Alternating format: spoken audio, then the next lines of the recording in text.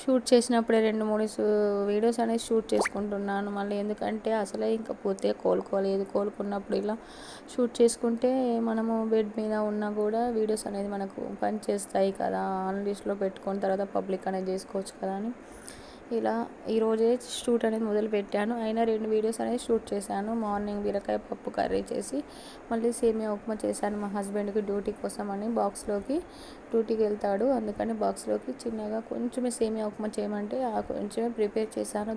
చాలా తక్కువ ఇంగ్రీడియంట్స్ అనేది చేస్తాను నేను, ఎక్కువ ఏమీ పెద్దగా హడావిడిగా ప్రిపేర్ ఏం చేయను.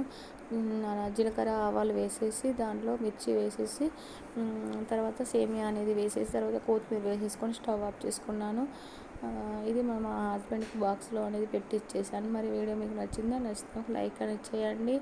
ఇక ముందు కూడా వీడియోస్ అనేసి ఇలానే మెల్లమెల్లగా అప్లోడ్ చేస్తాను. Thank you for watching. Bye మరి.